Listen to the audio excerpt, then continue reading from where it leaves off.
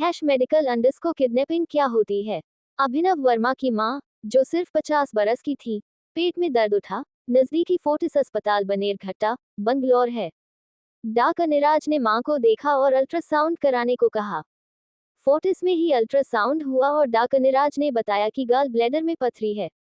एक छोटा सा ऑपरेशन होगा, मां स्वस्थ हो जाएंगी। अभिनव मां को घर लेकर आ गए और पेन किलर के उपयोग से दर्द खत्म भी हो गया। कुछ दिन बाद अभिनव वर्मा को फोर्टिस से फोन कर डॉक्टर निराज ने हिदायत दी कि पथरी का गॉल ब्लैडर में रहना खतरनाक होगा, अतः अभिनव को अपनी मां का ऑपरेशन तुरंत करा लेना जरूरी है।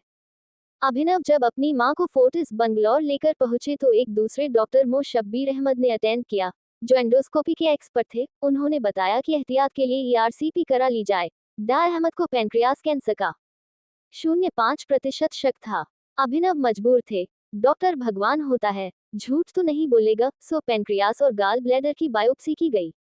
रिपोर्ट नेगेटिव आई, मगर बायोप्सी और एंडोस्कोपी की प्रक्रिया के बाद मां को भयंकर दर्द शुरू हो गया।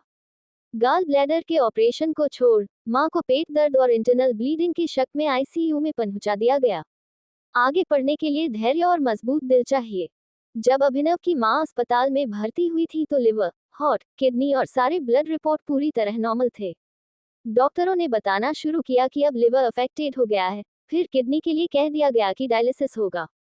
एक दिन कहा अब बीपी बहुत लो जा रहा है तो पेसमेकर लगाना पड़ेगा। पेसमेकर लग गया, मगर हालात बद से बदतर हो गए। पेट का दर्द भी बढ़ता जा रहा था और शरीर के अंग एक एक कर साथ छोड़ रहे थे। अब तक अभिनव की मां को फोर्टिस आईसीयू में 1 माह से ऊपर हो चुका था। एक दिन डॉक्टर ने कहा कि बॉडी में शरीर के ऑक्सीजन सप्लाई में कुछ गड़बड़ हो गई, अतः ऑपरेशन करना होगा। ऑपरेशन टेबल पर लिटाने के बाद डॉक्टर ऑपरेशन थिएटर के बाहर निकलकर तुरंत कई लाख की रकम जमा कराने को कहता है और उसके बाद ही ऑपरेशन करने की बात करता है। अभिनव तुरंत दौड़ता है और अपने रिश्तेदारों, मित्रों के सामने गिड़गिड़ाता है। रकम उसी दिन इकट्ठी कर फोर्टिस में जमा कराई गई। पैसे जमा होने के बाद भी डॉक्टर ऑपरेशन कैंसिल कर देते हैं। हालात क्यों बिगड़ रहे हैं, इन्फेक्शन क्यों होते जा रहे थे, डॉक्टर अभिनव को कुछ नहीं बताते।